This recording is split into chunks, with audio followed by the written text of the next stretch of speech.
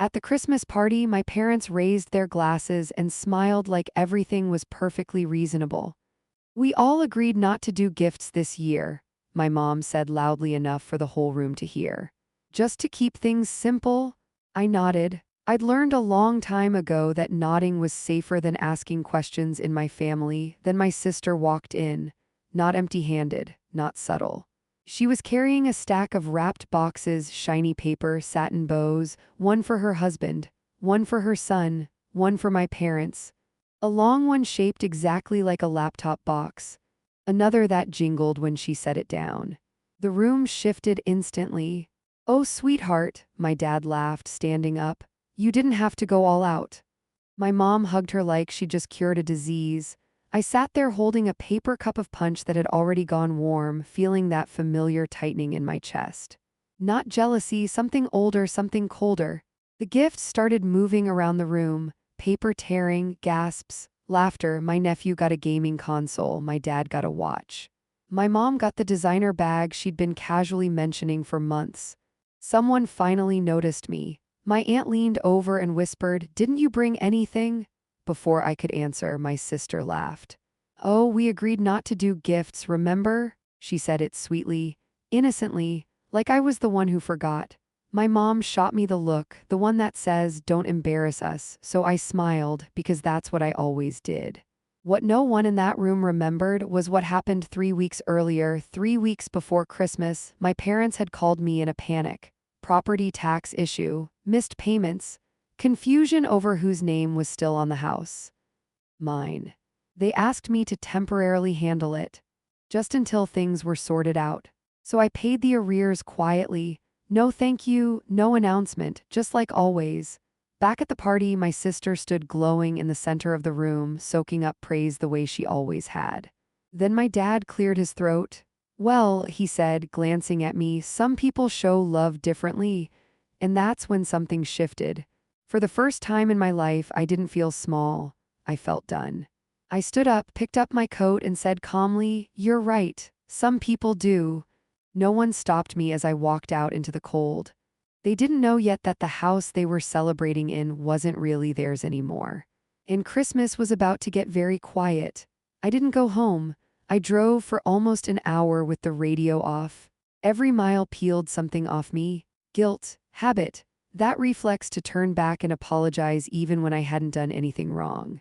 Around midnight, my phone started vibrating.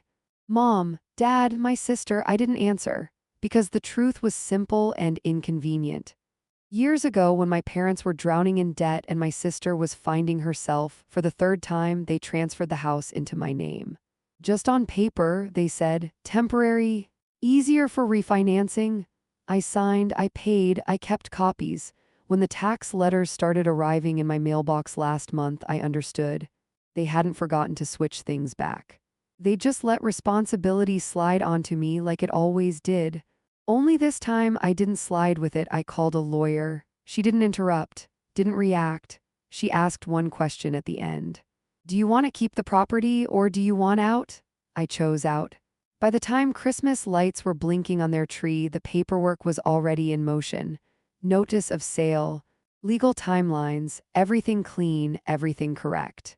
At 7:12 a.m. on December 26th, my dad left a voicemail.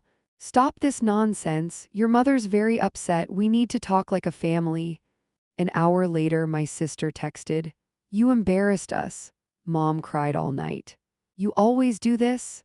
"Always." At noon, there was hard knocking on my apartment door. My parents stood there, coats on, faces tight with entitlement. My sister hovered behind them. "This has to be a mistake," my mom said, waving her phone. "It's not," I replied. "You can't sell the house," my dad snapped. "That's our home." "It's my name on the deed," I said. My voice didn't shake. That surprised even me. My sister scoffed. "You wouldn't do that to us." I looked at her, really looked. She had everything they'd ever given freely, and she was furious that I had one thing she couldn't touch. "I didn't do it to you," I said. "You did it to yourselves." They left with threats, not apologies. 2 days later, the buyer's offer came in. Cash, quick close. 3 days after that, my sister called crying.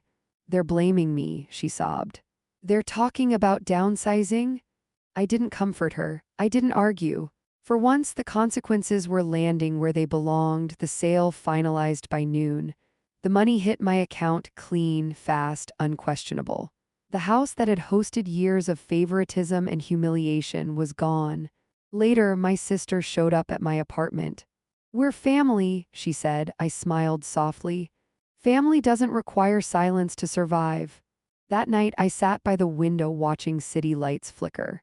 For the first time, I felt free, not just financially, emotionally. The next Christmas, I bought a small tree, invited friends, cooked, laughed, no guilt, no performance. That's when it hit me. Revenge isn't loud, it doesn't scream.